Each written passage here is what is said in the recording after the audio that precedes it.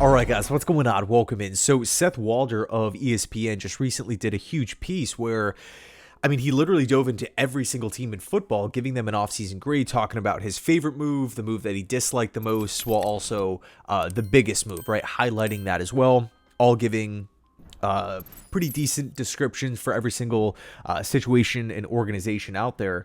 And for the New York Jets, he gave them a B, a solid B, which was, I believe, top 15.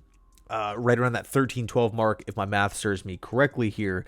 But let's take a look at it because, with some teams, he wasn't as kind. Atlanta Falcons, Carolina Panthers, New Orleans Saints, he was not, just giving every team an A minus, B plus, B plus. Some teams got some heat from Walder here, but not the Jets. Let's take a look at what he had to say. So the biggest move, obviously hiring head coach Aaron Glenn. The move he liked the most, signing Justin Fields. The move he disliked the most, not extending Garrett Wilson and Gardner. Now, of course, the caveat here, news could come out in 5 minutes that the Jets are signing both of those guys. That's not out of the realm of possibilities, let alone before the season actually starts, which is months from now. So he goes on to say the most important part of the Jets offseason was them recognizing they needed to reset. I totally agree. It started with a full regime change. Aaron Glenn as coach, Darren Mougey as general manager, a given after Woody Johnson rashly fired Saleh after 5 games in 2024, followed up by firing GM Joe Douglas shortly after. In regards to Justin Fields, Walder said, but the wise part came when the Jets took a long shot on Fields, giving them a quarterback who is probably a one-year fill-in, but with upside to be more. This was preferable to trying to hang on to mediocrity with Aaron Rodgers, Kirk Cousins, or Matthew Stafford, who are all at the end of their careers, and in Stafford's case, would have to cost more than Fields. He also highlights how the Jets invested in the offensive line, bringing in Armand Membu in round 1 as the top 10 pick, who could obviously help the running game, while also at the same time support Justin Fields at the quarterback position. And this is something that we talk about a lot, which is why can't Justin Fields be the next Geno Smith? Why can't he be the next Sam Darnold? Right? People throw on Baker Mayfield. I don't think Baker was in that low of a tier as Geno and Darnold, where there were just, league backups, like guaranteed league. Like Sam Darnold was not going to go into San Francisco and become the starting, unseat Brock Purdy. He wasn't going to do that, right? Geno Smith, we all know his story. But Baker, you always kind of felt like, hey, if he needs to play, he definitely gives you a chance to win. There is excitement there. And even how it ended in Cleveland, pretty rough and just kind of rocky with the media and everything. He was hurt. He was dealing with a shoulder injury, playing through injury. You just kind of felt like, hey, he just needs to land with the right team and a coaching staff that, believes in him and can give him a solid defense and playmakers, and he's going to just take off. And that's exactly what the Buccaneers did. 1 year, $5 million. Definitely had to go out and compete and win the job, which he did. I believe he beat out, who was it, Kyle Trask for that starting gig. I remember actually going to one of those preseason games where there was that quarterback competition. But in any case, if you want to look at Baker Mayfield being, another first round pick, a guy with potential, but he's not really living up to it in his first couple destinations. It took him a couple teams for him to really find his home, really find his footing in the NFL. Can Justin Fields be that guy? Why can't he? Because there's some quarterbacks out there that you just look at and you're like, yeah, the book is probably closed. Trey Lance is like that. Drew Lock is like that. I don't think Mac Jones is absolutely horrendous and unplayable, but you kind of feel like we've seen the best of Mac Jones up to this point. But with Justin, there's flashes, there's highlights, there's been good games, there's been some wins along the way. Why can't he be the next Reclamation project at the quarterback position? And look, it's not to say that Justin is a top 10 quarterback, or I believe he's going. I'm not going to sit here and say we found our franchise guy. We need to see it on the field, because there's things happening around him, right? Wide receiver 2, first-time play caller Tanner Engstrom, learning a new offense for the first time. Fields is not in a situation like Baker and the Bucs. He's not in a situation like Geno in Seattle back in the day when he took over.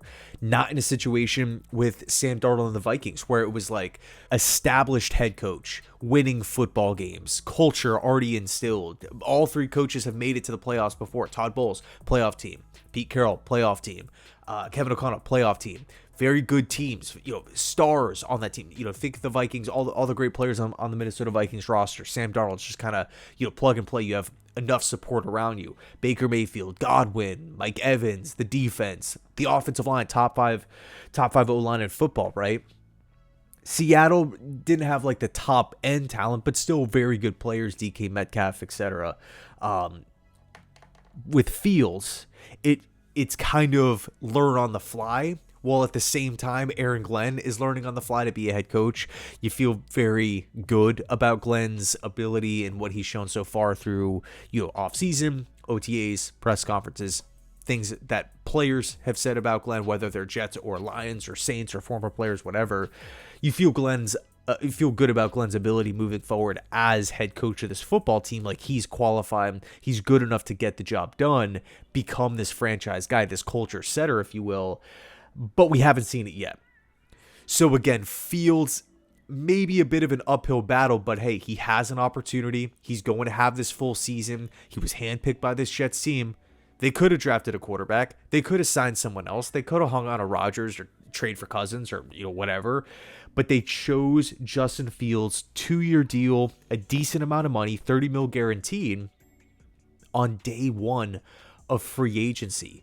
What does that tell you about, where the Jets or how the Jets view Justin as a player? Pretty good. You're not going to sign someone who you don't like on day one of free agency and prioritize that guy at the most important position over all these other free agents. You're just simply not going to do that. There is some belief in this Jets organization. And if there wasn't, he wouldn't have signed. There wouldn't be a contract offer. Or if there was, probably would have been a 1-year, $7 million deal, 1 year, $10 million, something like that. Incentive-based contract, not 2 years, 40 with 30 guaranteed.